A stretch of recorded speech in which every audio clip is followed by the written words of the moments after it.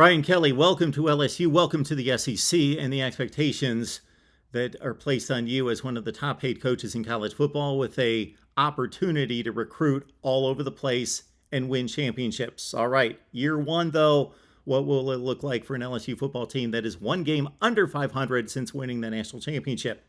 Welcome to the Voice of College Football, LSU, and here we go. The schedule for 22 and our record prediction. It starts on a Sunday night. That's the opener. National television will see Mike Norvell and Florida State against LSU.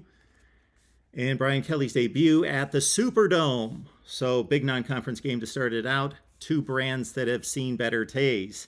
Southern is the next game on September 10th. That has to be a win, of course. Then they start SEC play against Mississippi State, a team that's been a difficult out for LSU in recent years. But yes, Mississippi State in Death Valley, September 17th in Brian Kelly's SEC opener.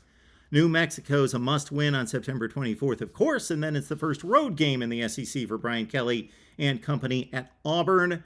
I know a lot of people are dismissing Brian Harsin and company, but Auburn's still a talented team, and LSU will most likely see Zach Calzada as the quarterback for the Auburn Tigers. Tennessee is the difficult cross-division game that LSU gets on October 8th. Then they always play Florida. That's their cross-division rival out of the SEC Eastern Division, this time on the road against the Gators. A couple disappointing seasons from the Gators and the Tigers looking to bounce back with new head coaches, of course. Ole Miss and Lane Kiffin coming off a nice season going to the Sugar Bowl is the game on October 22nd. Then you got Alabama. Except for the national championship season and the shootout against Tua and company in Tuscaloosa in 2019, 46-41, LSU Bama has not gone the way of the Tigers in recent years. They have not won that game since the epic 9-6 defensive struggle in overtime in Tuscaloosa in 2011. Championship game went south, of course, later that season, 21-0, and everything since LSU Bama on November 5th. Look at this stretch run. Florida, Ole Miss, Bama, at Arkansas. The Hogs, of course, just get better and better under Sam Pittman and quarterback KJ Jefferson. That game's on the road. UAB is not a pushover. Of course, LSU should win that game against the Blazers to tune up for the annual showdown against Texas A&M, this time on the road. And LSU pulled off that game with Max Johnson at quarterback. This time they may be facing one Max Johnson at quarterback at Kyle Field on November 26th. There are no automatic wins for LSU on the schedule within the SEC.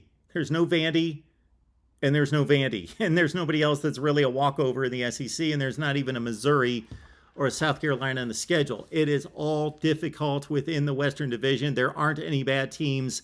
The West has been the best for how long? For a long, long time, but it's even up to notch that there's no down teams, not a Mississippi State that's down, not an Arkansas who's deplorable. No, everybody's good. And then LSU has to face both Florida and, of course, Tennessee in the SEC Eastern Division. This is a difficult slate for the Bayou Bengals. I'm looking at 3-5 in the SEC just because I see Bama's a loss, to win at Arkansas, at Texas A&M. Those are difficult assignments, of course. LSU probably beats Auburn on the road, probably beats Mississippi State at home, and then let's say the Ole Miss game.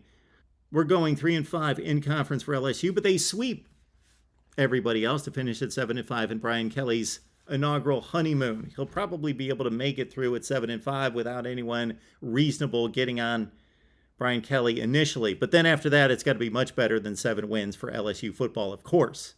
Please subscribe right here at the Voice of College Football LSU, and we will see you with Bayou Bengals coverage throughout the 22 season.